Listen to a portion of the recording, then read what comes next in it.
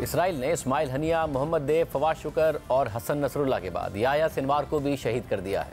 Israel Yahya Sinwar को गुज़िश्ता साल Israel में 7 अक्टूबर को हमास की तरफ से होने वाले हमलों का मास्टरमाइंड समझता है। याह्या सिनवार तेहरान में इस्माइल हनिया की शहादत के बाद हमास के दूसरे सरबराह हैं जो गुज़िश्ता 3 माह के दौरान इसराइल का निशाना बने हैं। हमास ने भी याह्या सिनवार की शहादत की तस्दीक कर दी है। कल शाम पहले यह खबर सामने आई कि इसराइली फ़ौज ने जनूबी गजा के शहर रफ़ा में हमास के 3 जंगजुओं को झड़प के दौरान मारा है और इसराइली फोर्सेस को इस बात का शुबा है कि इन 3 जंगजुओं में से एक हमास के सरबराह याह्या सिनवार है।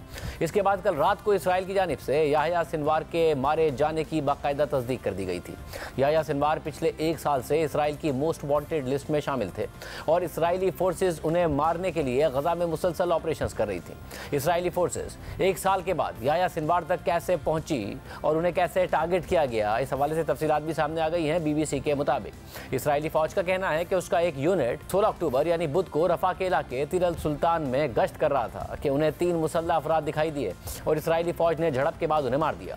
उस वक्त तक उन्हें इस झड़प के बारे में कोई गैर मामूली बात दिखाई नहीं दी और इसराइली फौजी जुमेरात की सुबह तक उस मकाम पर वापस नहीं गए। जुमेरात को जब उन लाशों का मुआयना किया जा रहा था तो फौजियों को यह लगा कि इनमें से एक शख्स हमास के सरबराह याह्या सिनवार से बहुत ज़्यादा मुशाबहत रखता है। इस शख्स की लाश को मुमकिना तौर पर बारूदी मवाद की मौजूदगी की वजह से उस मकाम से तो नहीं हटाया गया, ताहम उसकी एक उंगली काट कर इसराइल भेजी गई ताकि तज्जिया किया जा सके।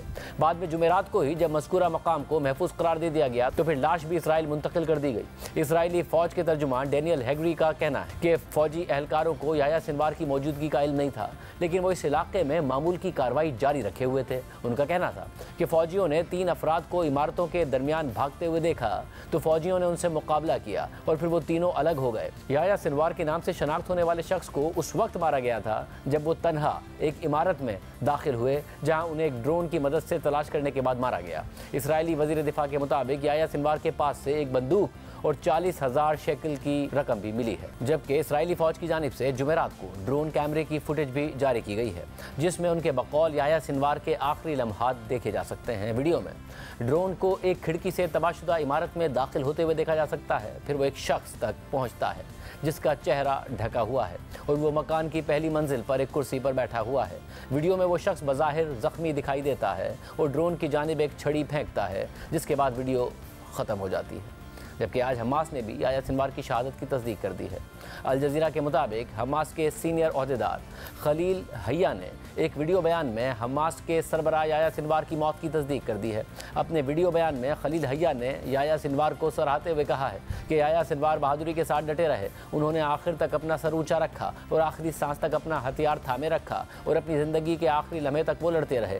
खलील हय्या ने मजीद कहा कि याह्या सिनवार ने अपनी पूरी ज़िंदगी एक मुक़द्दस जंगजू के तौर पर गुजारी। अपने इब्तिदाई दिनों से ही वो एक मज़ाहमती जंगजू के तौर पर जिद्दोजहद में मसरूफ़ थे। वो इसराइली सलाखों के पीछे भी डटे रहे और रिहाई के बाद भी उन्होंने अपनी जिद्दोजहद और मकसद के लिए लगन को जारी रखा। जबकि खलील हय्या ने अपने बयान में यरगमालियों की वापसी से मुतालिक कहा कि जब तक गजा में जंग ख़त्म नहीं होती और इसराइली फ़ौज वहाँ से वापस नहीं जाती उस वक्त तक गजा में कैद इसराइली यरगमाली भी वापस नहीं होंगे। इसके अलावा आज याह्या सिनवार की शहादत के हवाले से ईरानी वज़ीर ख़ारजा का बयान भी आया है जिसमें उन्होंने फ़लस्तीनियों की आज़ादी के लिए याह्या सिनवार की बेलौस जिद्दोजहद को सराहा है। वाज़ेह रहे कि अगस्त में याह्या सिनवार को इस्माइल हनिया के मारे जाने के बाद हमास का नया सरबराह मुकर्रर कर दिया गया था। इसराइल ने 31 जुलाई को इस्माइल हनिया को ईरान के दारुल हुकूमत तेहरान में निशाना बनाया था जहां वो नौ मुंतखब ईरानी सदर मसूद पेज़ेश्कियान की तकरीब हल्फ़बरदारी में शिरकत के लिए गए हुए थे। याह्या सिनवार को एक सख्त गिर और मुफाहमत ना करने वाले रहनुमा के तौर पर जाना जाता था। उनकी ज़िंदगी से मुतालिक BBC की रिपोर्ट के मुताबिक याह्या सिनवार गजा पट्टी के जनूब में खान यूनुस के एक पनाह गज़ीन कैंप में 1962 में पैदा हुए थे। उनके वालिदैन का ताल्लुक अस्कलान से था और उन्हें दीगर लाखों फ़लस्तीनियों की तरह इसराइल के क़याम के नतीजे में 1948 में जबरन अपने आबाई इलाके छोड़कर हिजरत करना पड़ी थी। याह्या सिनवार ने खान यूनुस के एक सेकेंडरी स्कूल में तालीम हासिल की थी और फिर गजा की इस्लामिक यूनिवर्सिटी से अरबी ज़बान में बैचलर्स की डिग्री हासिल की थी। याह्या सिनवार को 1982 में पहली मरतबा इसराइल ने सिर्फ 19 साल की उम्र में गिरफ्तार कर लिया था। इसी तरह उन्हें इंतहा पसंद सरगर्मियाँ करने के इल्ज़ाम पर 1985 में दोबारा गिरफ्तार किया गया था। इस दौरानिये में उन्होंने हमास के बानी शेख अहमद यासीन का मुकम्मल एतमाद हासिल कर लिया था। 2 साल बाद जब 1987 में हमास का क़याम अमल में आया तो याह्या सिनवार ने ही हमास में इंटरनल सिक्योरिटी का शोबा कायम किया था जिसे अल मज्द का नाम दिया गया। 1988 में याह्या सिनवार को मुबैना तौर पर 2 इसराइली फ़ौजियों के अगवा और हलाकत की मनसूबाबंदी पर इसराइल ने गिरफ्तार कर लिया और बाद में 12 अफराद के कत्ल पर उन्हें 4 मरतबा उम्र कैद की सज़ा सुनाई गई थी।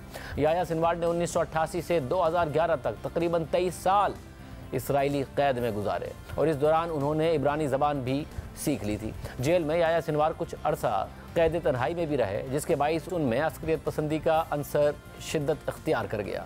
याह्या सिनवार को 2011 में हमास और इसराइल में कैदियों के तबादले पर होने वाले एक मुआहदे के बाद रिहा कर दिया गया था। इसराइली कैद से रिहाई के बाद याह्या सिनवार बहुत जल्द ही हमास की क़यादत में ऊपर आ गए।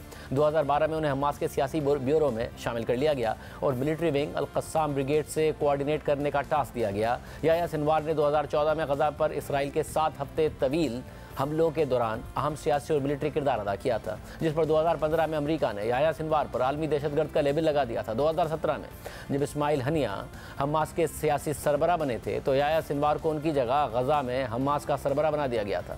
जबकि याह्या सिनवार से मुतालिक अल जज़ीरा ने लिखा है कि 7 अक्टूबर के बाद गज़ा जंग के दौरान इस्माइल हनिया सियासी तौर पर काफ़ी सरगर्म थे, मुख्तलिफ इलाकों का दौरा करते दिखाई दिए, तकरीरें करते रहे, मगर उनके बरक्स याह्या सिनवार 7 अक्टूबर के बाद से मुकम्मल तौर पर खामोश हो गए। मगर 2021 में एक इंटरव्यू में उन्होंने ये ज़रूर कहा था कि अगरचे फ़लस्तीनी अवाम बड़ी कीमत अदा करने के डर से जंग नहीं चाहते हैं, मगर वो जंगबंदी का सफ़ेद झंडा भी नहीं लहराएंगे।